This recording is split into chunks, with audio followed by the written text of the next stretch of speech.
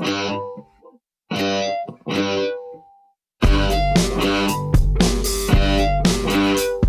there, this is Phil. Welcome back to the show. This is the Phil Vischer Podcast. We are back from Okoboji, back to, where are we? Reality? Wheaton. Oh, we're not in Wheaton. Wheaton-ish. It's Carroll Stream. Right. It's a suburb of Wheaton, Illinois. And the Phil Vischer Podcast is brought to you by viewers like you. Go to patreon.com/Phil Vischer, and you can support the podcast so we can pay our unpaid interns, who are now paid interns because the unpaid internship ran out. So can we say his name now? Sure. Oh, no. Jason says no. I think it'd be better if he were to leave and we get a new intern. Maybe we should just goodbye. No. I'm just saying if we cycle through interns, they should all have the same name. Yeah. Like Bob? The name Whatever the name we don't is. mention. Right. We don't mention it, so they don't know. How would they know they have the same name if we never mention the name of our That's what I'm saying. interns? If he has a name, or she, is it Friday? And then we could just keep it the same. Is his name Friday? I'm saying on Friday he might change his name to... Why in the world doesn't Jason want his name to be mentioned? Oh. Hey, it's a podcast. What do you know? Hey, it's a podcast. And we got video back. Sorry about last week. I actually took a camera to Okoboji and I set up to record, but it recorded for 5 minutes and then it quit recording, turned itself off, so I didn't have any video to put up, so I could only put up audio. Hey, it's a podcast. It's Lyndon here. The Phil Vischer Podcast starts right here. Oh, we'll talk to Skye. Hi, Phil. And Christian, too. Hi, Phil. We've got no guest, not today for you. But we've had so many good guests lately that it's okay to take a little break. Hey, it's a podcast. So Lyndon here. The Phil Vischer Podcast starts right here. The Phil Vischer Podcast starts right here. I kind of like it when it's the three of us sometimes. It feels like old home week. It's like the Gaithers. It's a Gaither reunion, a homecoming. That's right. Feels kind of comfortable, like an old pair of jeans. Why do you got that look on you? I don't know. It's just not part of my background. The Gaither, really? Yeah. You didn't grow up with Gaithers in the home? No. Your Hindu doctor father wasn't a Gaither aficionado? More of a, I don't know. We had a lot of Indian music at home. Really? That and jazz. Your father was born in India? Yeah. Okay. When did how old was he when he came? He was kind of born in India. Kind of born in Because India. he was born in a place which was India, but 3 years after he was born became part of Pakistan. Oh, okay. What's the name of the town? Tandu Adam. Tandu Adam. What? Tandu Adam. Tandu. Does it still Adam. exist? Yes, it still exists. In fact, he went back a couple years ago to the house that he was born in. That's cool. Yeah. My home in Tandu Adam. And now you're going to have to look that one. So he actually had trouble going back at some point because he's a U.S. citizen now, but he was trying to get a visa to go back to India some time ago, and the Indian government wouldn't. Normally, if you're a national, if you came from there, it's very easy to get a visa and on, but they wouldn't let him because they said he was Pakistani. And he said, no, I'm not. I'm Indian. But they said, well, you were born in Pakistan. He said, no, when I was there, it was India. So he had this whole runaround of, because India and Pakistan don't get along very well. They don't get along well. But his birth certificate would say India, right? Well, he didn't have a birth certificate because he was born in a house to a 17-year-old girl, and they didn't have that stuff. So when he eventually was old enough and needed some legal documentation, then he had to guess Pakistan. what his birthday was. Oh, he had to guess his birthday? Mm-hmm. They didn't celebrate his birthday? I don't know. I mean, they knew the general. All right, we got to get him on the show. The man with no homeland and no birthday. He actually leaves for India in a week, so he'll be gone for a while. Well, let me just ask you two things. How did Pakistan get that town? Well, do you know about the partition in India? It was part of India. You ever seen the movie Gandhi with Ben Kingsley? You should really watch it. It's very good. So when India got its independence from the British in 1947, there was a big controversy about who was going to rule India because the majority of Indians are Hindu, but the minority, a large minority, are Muslim. And they had long history of conflict. So when they got their independence from Britain, they decided the parts of the country that are majority Muslim would become Pakistan and Bangladesh, those east and west sides, and the part that was majority Hindu would remain India.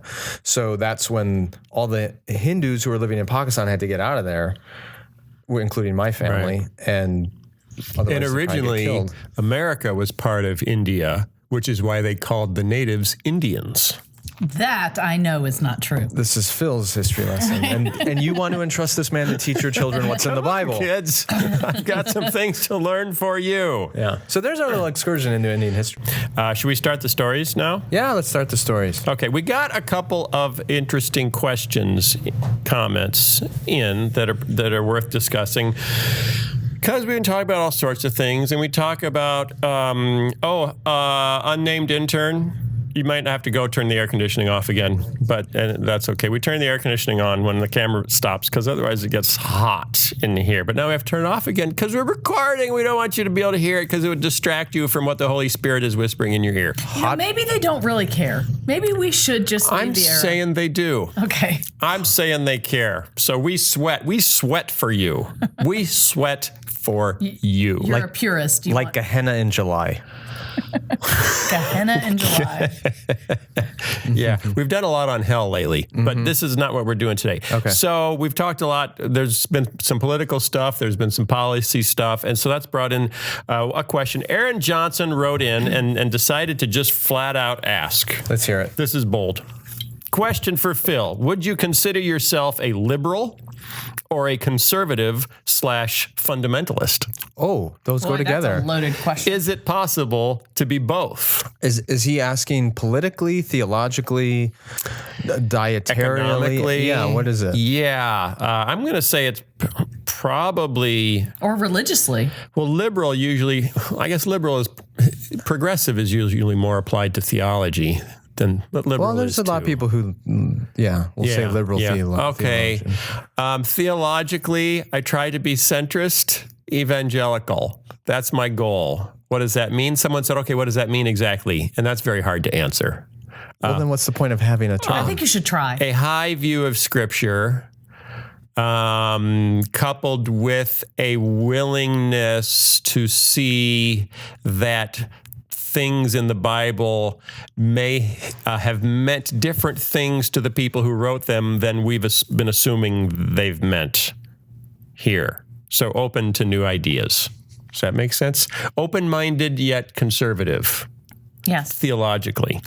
Which would politically, go ahead. Which would explain why we have people like John Walton here, or even a Pete. To stretch our little brains. Yes. Did you say Pea Sprinkle? I did. I don't think that's the name he goes I by. know. I know, but we've been joking around about it so much. The problem with this, though, Phil, is even like Dr. Walton, who's a good friend of ours and a member of our church and on faculty at Wheaton College, is there are some people who would look at Dr. Walton and go, oh my goodness, he is so conservative because he holds to the authority of Scripture and the inspiration of the Bible and all the other statements of faith that Wheaton holds to. And then yet there are others who would say, and I've met them as I get around the country, who look at Wheaton College and go, oh, what a bastion of liberalism, because they don't see it as rigid, right. So a lot of this comes down to where you're standing and how you... You're saying it's relative? I'm saying it depends on one's point of view. Yeah. I'd say in the majority of places that we could go around the country, you and I would probably be considered more conservative theologically. Except for specific regions of, in particular, parts of the South where we might be considered more progressive. Right. Yeah. And it depends on the particular issue. But now politically, am I liberal or conservative? My answer would be yes, depending on the issue. You're just squishy. I'm abortion. I'm conservative. Well, I didn't. That's the text. I apologize. I didn't mean to ding abortion. You're dinging abortion. No. Oh boy. Abortion. I would be conservative. Treatment of the poor. I would tend to be a little more liberal. Economic policy. Whoa. That's kind of a mess now. That's a mess. In other words, like on trade. I don't think it fits in a box. Trade. Yeah, this is the Trump and Bernie Sanders it's thing. now crazy. Because it used to be if you were conservative, you were for free trade. Right. But now the conservatives are against free trade. I don't even know what happened. Right. It's kind of, it's a moving target. That's what I'm saying. It is a moving target. Yeah. It doesn't even make sense to say. Right. I mean, you would have to like narrow it down to things inside economics, like, the banking situation or the trade situation, or it then depends on specifics of that. I didn't even know what I am economically. I'm so 'cause confused about everything's what I crazy. am politically. I don't even think I can answer that question. But what I am not is someone who will just say, okay, this is the template of what it means to be conservative or liberal, and then I'm just going to apply that whole template to myself. So if today conservatives say I have to be in favor of building a wall, then that's what I believe because I'm a conservative. Or if liberals say I have to be, pro-choice, then I got to go along with the whole thing. I do not agree with going along, just towing the party line, because then you've stopped thinking. And as many thoughtful Christians have pointed out, neither party has a monopoly on biblical living. Thank you. So wouldn't you say you or I, and even Skye, would fit into the more independent camp now? Politically? If by independent you mean not fully siding with either right. party. Isn't that what that means? Like, doesn't that mean no, because often there's an independent candidate, and then an independent will vote for the independent. Technically, Bernie Sanders was an independent. Was he? Most of his, he's not even a registered Democrat. Oh, I thought an independent meant you have not hooked your wagon to either party, which is why you can't vote in a primary. And there could be several independent candidates, all believing variations of a theme, all believing something different. Yeah, I guess. I'm kind of independent. Since I was 18 years old and able to vote, I have been all over the map in different races with different candidates, and I voted for one party or another or neither. So I can't say that. I have been a born and bred, dyed in the wool. Your dad worked in the Reagan administration. I was brainwashed from the time I didn't have a chance. I was campaigning for Trent Lott in the projects of Laurel, Mississippi when I was like 6. And I remember going around talking to World War I veterans about electing Trent Lott for Congress for the first time. Do you like Trent Lott? Individually, as a person, I have a good relationship with Trent Lott. Yes. Well, I don't know much about him, but I did listen to a podcast with him recently. David Axelrod, who was, worked for Obama, has this podcast, which I would recommend if you're into politics. And he interviewed Trent Lott, and it was really great. You hear his whole story, and then he was reflecting back on how much Washington and Congress in particular has changed since he's been there. And he talks about how collegial it used to be. It did. And so it was a good interview. I'd recommend listening to it. Yeah, he's an interesting, very thoughtful man, and I think he's painted in certain ways, but I've a lot of respect for him. But anyway, my point is, I would even say it's not just this election. This has kind of been coming for a while, where I don't recognize this party anymore and don't feel like I fit into it, and I am very lost. Okay. Welcome to the club. Well, here's another story. 2 conventions, 2 nominees, and a whole new culture war. This is kind of going on what you just said. Since the late 1970s, the political battle lines in the culture war have been clearly drawn and easily understood. On one side, Republicans claimed a seemingly unassailable moral high ground built on appeals to faith, patriotism, family values, personal character, and biblical standards of sexuality. Right? Yeah, You're with me? That's where I was. That was me. We were Republicans when we were younger. We were all Republicans. If you were a Christian, you were anyway. Supposedly, conservative Christian. Democrats, on the other side, largely avoided engaging the GOP on its home turf, shunning anything that smacked of moralism and sticking to general principles about tolerance and respect for personal choices. Yeah. Yes. Yeah. Okay. Yeah. But this current season, by the time the closing gavel came down on the Democratic National Convention, the entire battlefield in the culture wars had shifted. I agree. I thought I was watching a Republican convention. It was so confusing. Almost. Speaking of Trump's acceptance speech. Except for all the brown people. Except for the incredible diversity. God went virtually unmentioned and unrecognized in Trump's speech. Abortion was never cited in Trump's speech, the first time since 1980 that a Republican nominee had not mentioned abortion. Religious freedom also was given short shrift. The Catholic News Agency asked, where are the values at the Republican National Convention? Ruth Graham said the GOP barely tried to pretend that its candidate cares about abortion, sexuality, or God. Maybe because he doesn't. Right. It is possible that was because He actually doesn't. And he doesn't take advice for people saying, if you really want to appeal to these people. Then came the Democratic Convention. After the first day of restiveness, the convention's speakers increasingly spoke with the vocabulary of faith and moral righteousness. New York Post columnist John Podhoretz, I'm pretty good with names, said, take about 5 paragraphs out of that Obama speech and it could have been a Reagan speech. National Review editor Rich Lowry complained, American exceptionalism and greatness, shining city on a hill, founding documents, they're trying to take all our stuff. Promoting the common good, defending the weak, providing good jobs, and working for equal rights for all were recast in biblical terms in a crescendo of faith speak that scrambled the usual left-right categories and peaked with a fiery address by the Reverend William Barber, an African-American pastor from North Carolina. So when Clinton herself took the stage, she hit all those themes and made sure to mention God, her Methodist faith, her love of country, and praise for the military and law enforcement.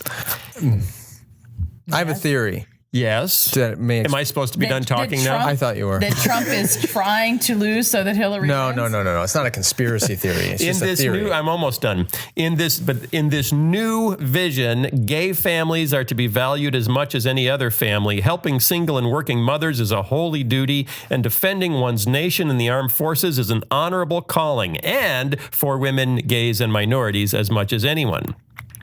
In perhaps the most controversial reworking of this notion of, being called by God to do good, abortion got far more play in Philadelphia than in Cleveland, though as a culture war motif of the left in which the right to abortion is almost sacred. So even abortion was openly promoted, but with an evangelistic zeal. Which is a little creepy. We've gone a long way from Clinton 92, who had in the party platform that abortion should be safe, legal, and rare. Yes, and that has been in the platform until this year. Right, and now it's kind of Yeah. So what do you have a theory? I do have a theory. Skye has a theory. I have a theory. Let's hear it.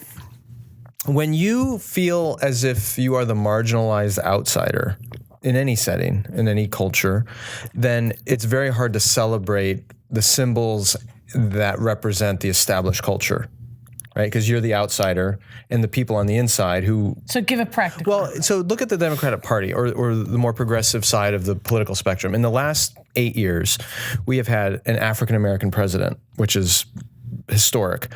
There is a woman who's at the top of the ticket for the first time in American history in the Democratic Party or any party. You have legalized gay marriage. You have gotten rid of Don't Ask, Don't Tell so that gay and lesbian citizens can serve openly in the military. You've just seen one thing after another go the way of progressive politics. So if you are in that camp and you're looking at it, you're going, wow, this is the country I've always wanted. This is moving in the direction that makes me proud as a progressive to be an American. So if that's how you're feeling about the establishment, it would make sense that you would celebrate America because it's now the America you've wanted it to be. Whereas if you're a conservative Republican, you're looking at America going, no, this is not the America we want. And it's the Make America Great Again. It's the let's look backwards thing and let's talk about how horrible things are right now. Right. If you were to rewind 20 or 30 years, there would be a lot of progressives who would say, no, we're not celebrating America because it's not fair yet. It's still bigoted. It's and it is. Those things still exist. And when you look at Black Lives Matters and some of these other issues that are ongoing, but I think it kind of makes sense that you've seen this flip in patriotism between the Democrats and Republicans because for the first time in a long time, the Democrats are looking at an American culture that they're going, hooray! Yeah, we like the way things are going, and so you celebrate it. Interesting. So why, and the lack of appeals to God and appeals to faith is simply because it's Donald Trump? I think that's a big part of it. I mean, if Ted Cruz was the nominee. It would be a very different convention if Ted Cruz was the nominee. Yeah, or Mike Huckabee. There's another layer here, though. Or even Kasich. Or Kasich. If you take out the God stuff and all that, in general, if you are the incumbent party, you try to paint things as better than they are. Yes. And if you're the opposition party, you paint things as worse than they really are. So in this case, there's a Democrat in the White House. The Republicans are going to have a convention which tries to paint the country as being worse off, which is how you get your party to get into power. If, heaven forbid, Donald Trump becomes president, yes, I really don't want him to be president. In 4 years, you'd have a Democratic Party that would probably have apocalyptic tone to it. Maybe because the apocalypse would actually come. Because this election was really the Republicans to lose. It was. If they had not nominated anybody other than they probably would have won. I tell you, did you see John Kasich's recent interview? Yes, his interview. Yeah. I mean, I just feel like my heart breaks, and in my dream, I think I dream about Donald Trump blowing himself up or saying everything is so rigged, I'm backing out at the last minute. Literally blowing himself up? No, not literally, okay, good. But just imploding, and then somehow John Kasich being the one they decided to nominate. I would be so happy. Yeah, I think they're just going to have to ride this horse. It's just amazing though, because I mean, the thing that would motivate conservative Christians, I think more than anything else, to vote Republican this year would be the Supreme Court and religious liberty. Yeah, and Hillary Clinton being the nominee of the Democrats. Well, yeah, but I mean, in terms of making a logical argument, right? I mean, Hillary Clinton, whatever you think of her, the arguments are not always logical. It's just people just haven't liked her. She's the devil is not a logical argument. People have not liked her forever. Right. But that's separate. But the arguments for the Supreme Court and religious liberty and the erosion of religious liberty, that's a pretty strong argument. Donald Trump doesn't make it. Right. Well, you know why? Well, he does. I'm not 100% certain. A little bit. That if he was the president, he would actually nominate conservative judges. He's already listed who he would nominate. He said he would nominate his sister at one point. He did. And put his daughter in the cabinet. He oh dear. I thought that was illegal. I thought nepotism in the government was not allowed. John Kennedy had his brother as Attorney General. That's true. I totally lost my train of thought. George Bush 1 made his son the president. I was saying, you were talking about who he would nominate for Supreme Court justices. Yeah, but that was my point. But that. So does this represent like a permanent mix-up between the two? I don't think we're going to know until 2020. Who knows? We won't know until 2020. Yeah. Until the TV show comes on Thursday night. When is 2020? With Lou Downs and Barbara Walters. Lou Downs and Barbara Walters. Baba Wawa. Okay, but it seems significant.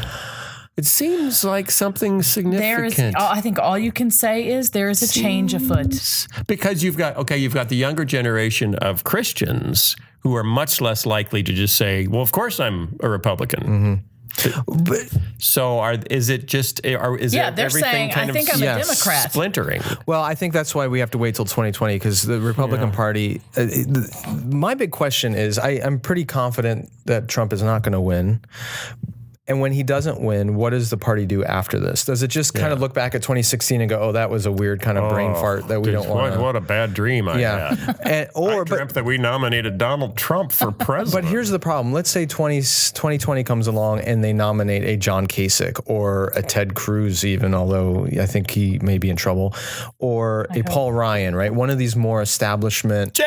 traditional Republicans who are kind of free trade, whatever. But if they what are you going to do with that 30 to 40% of the Republican Party that was really passionate about Trump, who are going to want that, maybe not that personality, but they're going to want those positions represented. Right, the America First. Is there a new America First party? An isolationist. Splinters off the Republican Party. And if you don't have... and would it take some Sanders supporters with it? I doubt that. Okay. My husband thinks. But you need a viable enough coalition that can compete with the Democratic Party. And if you splinter up the Republican Party into 2 or 3 smaller parties, then you have one party rule indefinitely. And that's not healthy for a democracy either. Yeah. Yeah. Your husband thinks? He thinks that it is going to take one dynamic, powerful personality to rise up to sort of coalesce a party, whether it's the Republican Party or Emperor Palpatine, like Donald Trump. Not like Donald Trump. It'll need to be somebody more better. Yeah.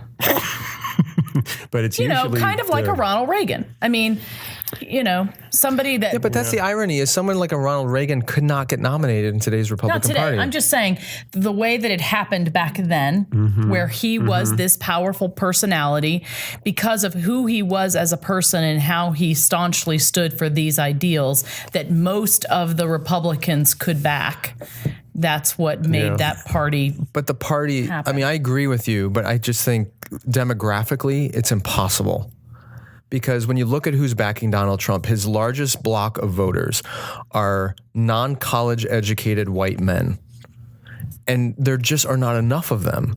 Right. To have it would have to be someone more like a Marco Rubio that was younger and yeah, but so here's the problem. Here's the problem. If you're a Marco Rubio or somebody of that ilk, and you're trying to, he's one of the guys who led the immigration reform bill in the Senate. Right. He's not wanting to build a wall. He wants to give essentially some form of amnesty to immigrants. Yeah. You're going to lose. You lose all those angry white men, right? Yeah. So that's the problem with the Republican Party is they don't have a set of values or ideas that can bring a large enough group of people together.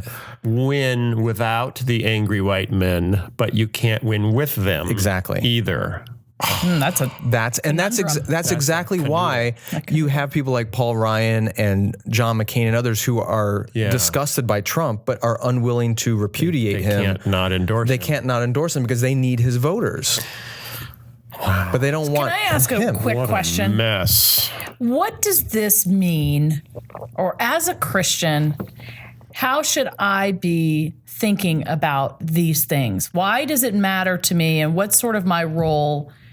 Well, let me get to my next story. Okay. The next story, the headline is, this was on Religion News Service, why who should be the next president is the wrong question. Okay.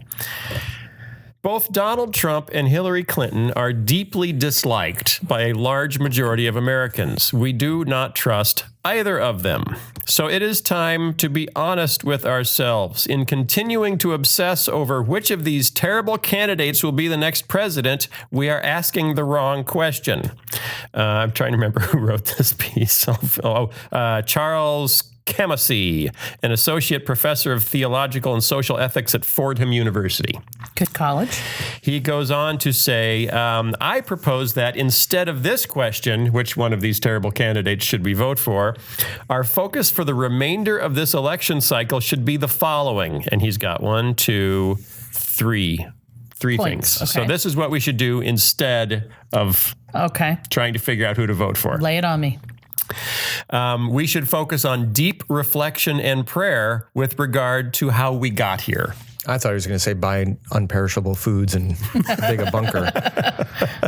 How could we have gotten to a place where either Clinton or Trump will be the next president? What kind of social values and structures led to this happening? From where does the broad-based anger and cynicism come? That's obviously a good thing to explore. The internet. What deep cultural changes need to take place to address these problems? Am I personally, here's one for you.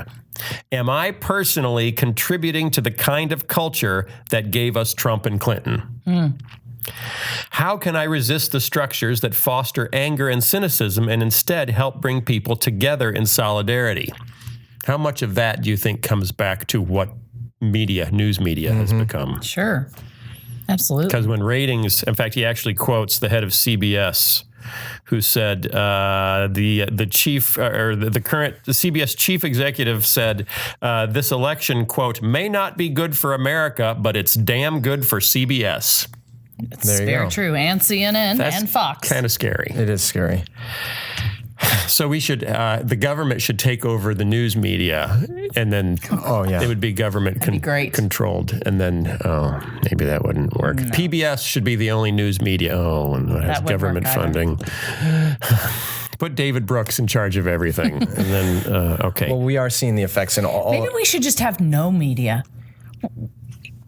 And town criers. We'll have town criers that come to our towns. Absolutely. And say, hear ye, hear ye. They can post messages up on a tree. Do you want Clinton or Trump? Pick one. Goodbye. We're seeing the democratization of all media to the point of absurdity where this is what happens when this sounds really horrible, but this is what happens when you get a culture without any elites. What do you mean by that? Well, for most of American history, media was controlled by elites, right? Benjamin Franklin published newspapers, so he got to decide what was news. What was news, and he could filter out the garbage and present what was important. And even in our childhoods, there were 3 networks, and there was nightly news, and they got to decide how it was going to be presented. Well, now you have 24-hour news, cable news. You have Twitter, Facebook. Everybody and their brother has an opinion about everything, and when they're all competing for audience, when they're competing for eyeballs, you end up getting news that people will watch, and so you get constant celebrity gossip, and you get cats hanging off of walls on playing pianos and all that clickbait kind of stuff, and so we get a reality TV star candidate because he got billions of dollars in free marketing from the news networks because, as Les Moonves said, he gets ratings. It was good business for us. Right. So no longer is it the elites deciding what we should know. We're telling the elites what we want to see. But we're anti-elite. But what we want to see is Donald Trump. Not me. We're and that's interesting because we've also become, particularly conservatives who felt that the elites were against us. Mm-hmm. We've been kind of trained, almost like dog whistle reflex, to think any elite is bad. Any elite cannot be trusted. But that's so funny because when it comes to life and death issues, we desperately want the elites. We go to our doctors. We want the expert physician. Yeah. We want the best firefighters. We want the best whatever. But when it comes to issues of culture or governance or economics, we think they're all idiots. They're all liberal. Right. And that equals idiot. Or evil. Is it idiot or evil? What are the elites? I guess it depends. Because even my more conservative relatives, if I will forward them what I believe is a more balanced story, so I'll get a story and it's way over on the right. I'll forward a more balanced story. Well, read this. This is more kind of has both sides in it, and typically the response is, well, where did this come from? Right. And if it came from, it was from the Washington Post or the New York Times there you go. And they have a point. To be fair, there's always been media bias one way or another. And I think in our postmodern age, we're more aware of that bias. We don't just take it as gospel truth when Walter Cronkite says something because he says something. The difference is we've kind of let the inmates run the asylum. It's. I always use the analogy of parents with little children and food. If we just let our little kids decide to eat what they wanted, they would all be diabetic by the time they're 5 years old. And hugely, parent is there to say, no, you can have a little candy, but you need to eat your vegetables. But now you're saying I'm a little child. Yes, I am saying the American public, when you look at their media consumption, behave like little children. And I'm not saying there's a solution to that, but people are they get rewarded, and media outlets get rewarded for bait click, for stories. I mean, there's this. Right. I saw a headline on a site I won't mention. You're going to out yourself? No, apparently another naked celebrity picture has come out of a well-known person, and it's like what are we doing sitting here? I know, isn't it good? But I mean, the fact that I go to a very reputable global news site, and that's one of the front page headlines. We're not going to put that link up, Jason. No, we're not. But it's like, give me a break. Like some editor could have decided, you know what, not only is this an invasion of this person's privacy, but this is not helping the public discourse. Right. But no, they put it on the front page because they know it's going to get a bazillion clicks. Walter Cronkite would not have covered that story. Edward R. Murrow would not have covered that over in their story. grave. That's my point. What is the second? Number 2. So number 1 was deep reflection and prayer with regard to how we got here. Number 2 is voting. We need to focus on voting for local races. Okay, and this is his point of view, which I think is interesting. Many local elections, not least because they are less beholden to the power structures of our national politics, are far more interesting and hopeful than national elections. Pro-life Democrats have a chance. Republicans are permitted to take positions in favor of things like paid family leave. Added bonus, your vote and personal advocacy can have a real impact on the result of the election, and with it, your local community. I agree.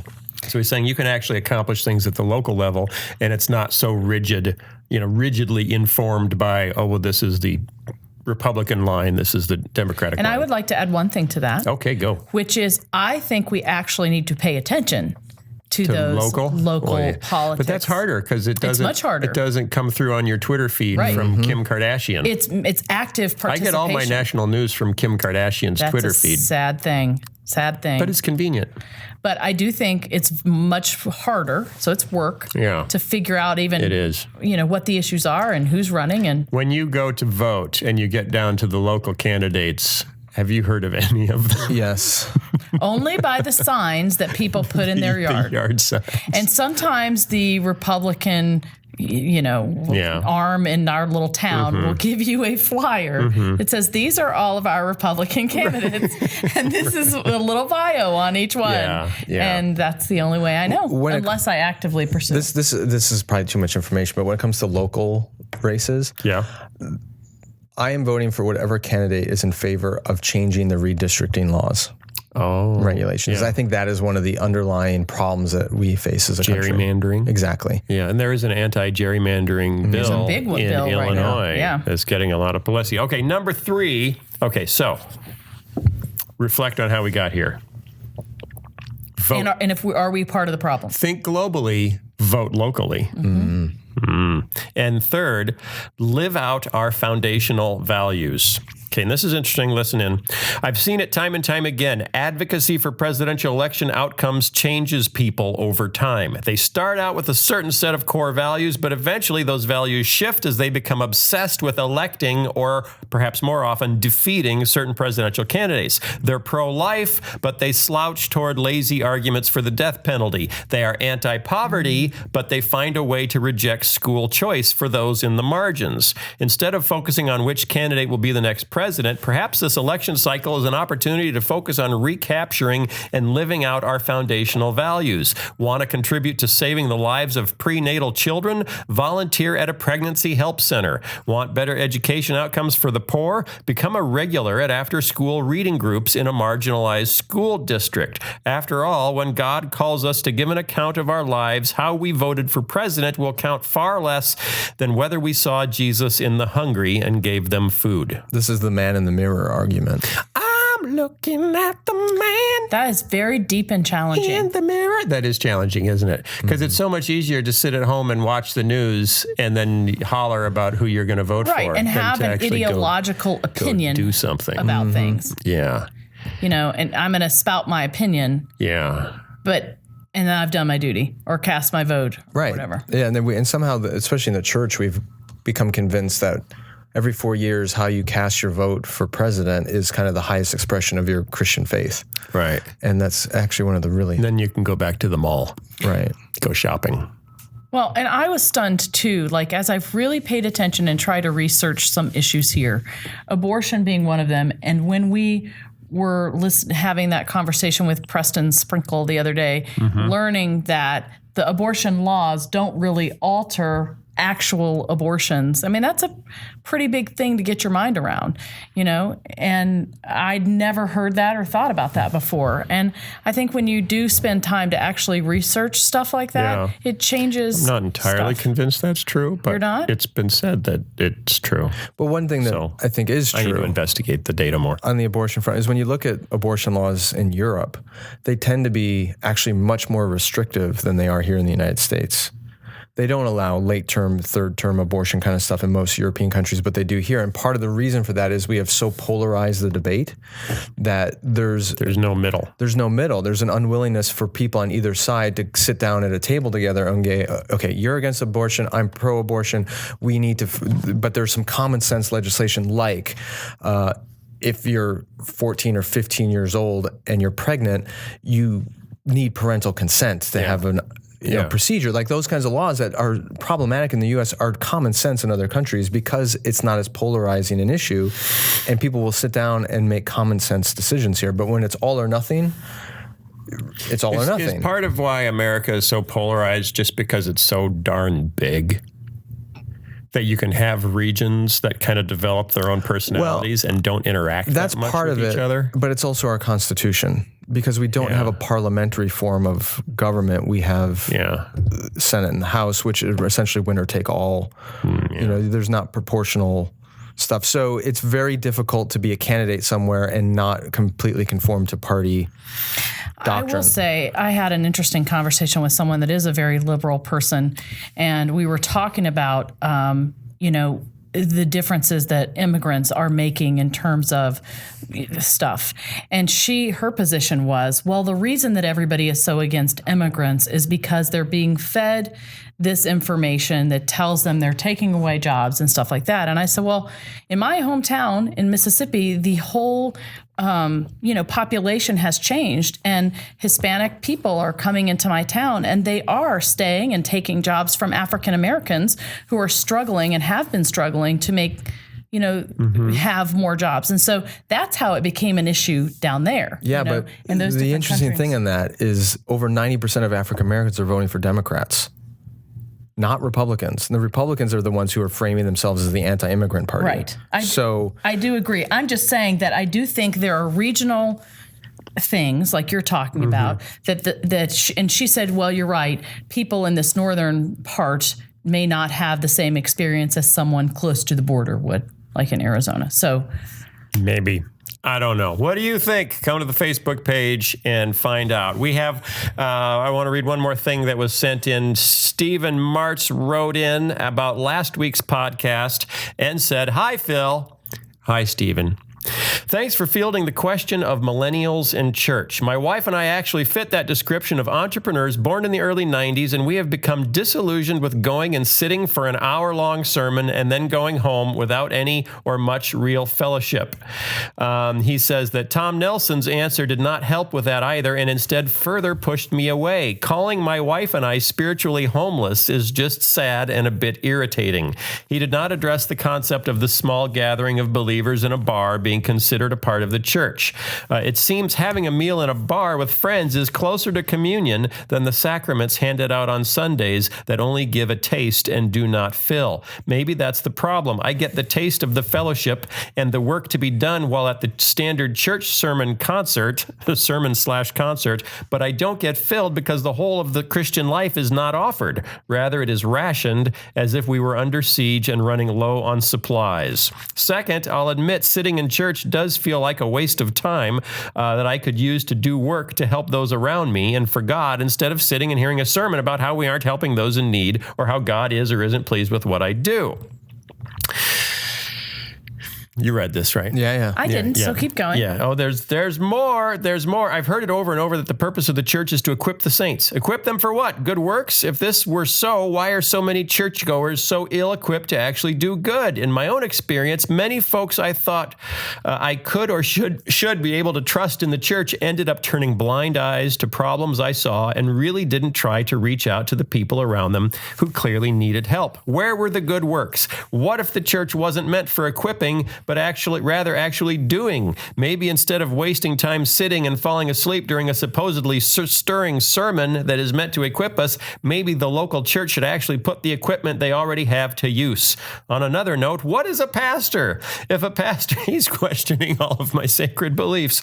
If a pastor no longer has time to care for the individuals in their congregation because they're too busy, but still give sermons or go to public conferences, they're no longer a pastor. They're a public speaker. Seriously, why the focus on teaching when clearly it isn't actually equipping people? Seems to me that a lot of pastors in this day and age consider their roles more highly than they ought to and should reconsider what the role of pastor is. Contrast it to a teacher and reconsider what a church is. What's his name? Stephen. Okay, Stephen. I don't know. You need to contact me through Phil's Facebook page or my Facebook page or something. I'm going to send you a free copy of my ebook, How Churches Became Cruise Ships, because it will explain and answer your questions. But I think he, probably more than anyone else that we've had on our Facebook page since this podcast began, perfectly captures what I hear all over the country from all kinds of people. You mean you're saying he's not the only one? Oh, absolutely not. He's not the only one who thinks like this? He is not the only one who thinks this way. I just call them the disillusioned. Well, what's the name of the other guy that thinks this way? Well, there's lots of guys and girls. There's a lot of them. Yeah, and here's the thing. Well, and that's the thing is he says he was born in the early 90s. He's a millennial. But what strikes me, I'm not surprised when I hear millennials ask these questions or talk this way.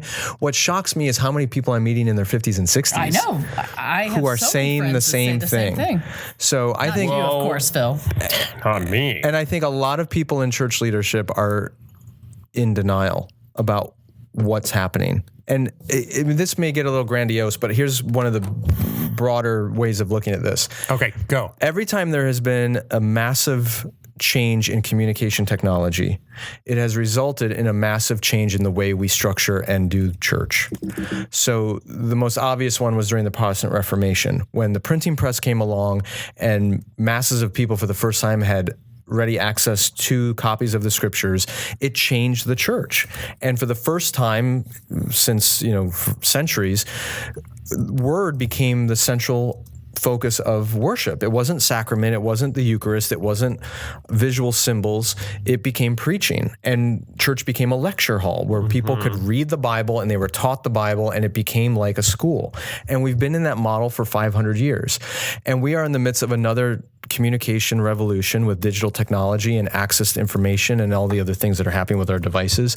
And I think a generation raised in that digital revolution are looking at this antiquated sit and listen to somebody lecture for an hour, come to a building and pay for all the overhead. And they're going, really? Is this really the best way to make and equip disciples from a model from 500 years ago? Right. Maybe there's new ways we could do this. And that would be... Maybe we can have church on Twitter.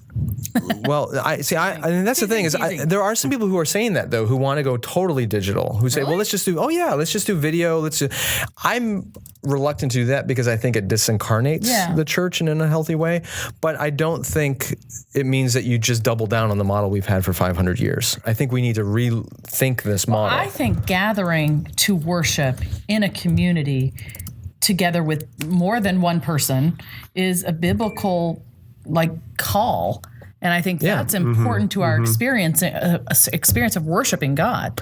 So, right? Yeah, I agree. I think physically gathering as a community for various things is critically important because we believe in an incarnate Christ. Right. What can we do? Give us 2 things that we can do to try to make a difference in this. Well, this is where it gets sticky because I think if I were talking to a group of pastors, I would say something different than if I'm talking to a bunch of lay people. Okay. Well, we're the lay people. What 2 things, quick things for pastors? Well, I'd go back and listen to what Tom said last week because I think he was right. And a big one is you have got to actually be in the trenches with your people. You need to know the sheep and not just stare out at them from a pulpit once a week. Face full of wool. Know your sheep. That's right. Know your sheep. Secondly, I'd be reluctant to grow institutional structures any larger than they absolutely have to be to equip the saints. I'm not an advocate for a certain model of church versus another. 10,000 people? Well, it depends on the setting. It depends on the place. I'm not anti-mega. I'm not pro-mini. It's just you don't think that bigger structures are more effective. They may not be. So those are 2 big that's things. for pastors. Yeah. And for us? For us, I would argue don't go totally digital. You need incarnate community. You need people who know you well, who can speak into your life. You need spiritual mothers and fathers that build into you, and you need spiritual children that you build into on both ends of it. So that incarnate community is hugely important. Secondly, a component of community, whether you get it at what we normally assume to be a church, that 501c3 organization, or you get it in this community, is there has to be accountability.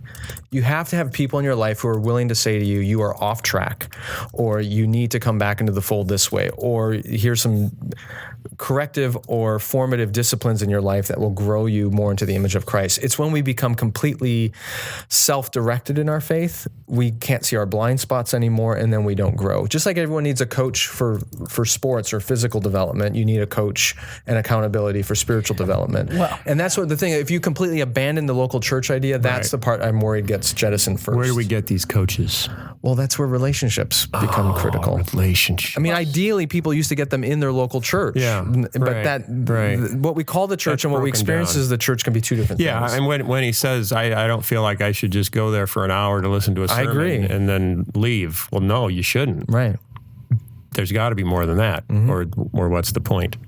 Well, I would say long ago, I think a lot of us lost the willingness to be in accountable relationships inside of the church and accept that. And I think getting over that hurdle and back to the willingness to be accountable to other believers in our life is very important. Yeah, and I think what he's getting at, though, is that desire for community is still real, and it takes a lot of work for us to get that.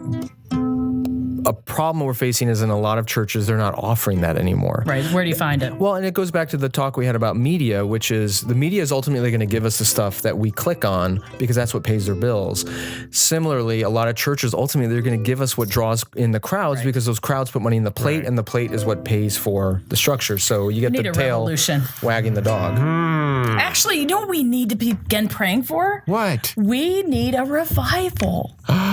We need the Holy Spirit to revive us. Okay, let me try to sum it up. Pray for a revival. Hey, for the church to find survival, Christian thinks we need to pray for revival. It's hard to disagree when chaos is all we see, and when I'm thinking about the culture war, you know, I'm really wondering what it's for, and I think we need to explore a new way to get along, and that's why I'm making a song, because there's cats that are really fat. Maybe they're Republicans, maybe they're Democrats, but it doesn't really matter where you at. You can still show some love to those that are with you, beneath or above you economically, and we can all make a new church community that starts with revival. And Skye's book, How Churches Became Cruise Ships, which he's giving away for free to just one guy named Steve.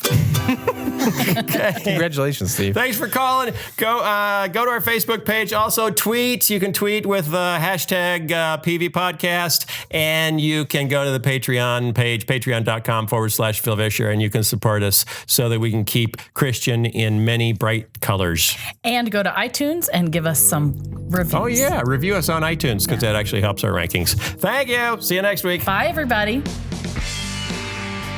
The Phil Vischer Podcast is produced by Phil Vischer Enterprises and recorded live at Jellyfish Lab Studios. This episode was edited by Jason Rugg and was fact-checked by absolutely no one. For more information, go to philvischer.com.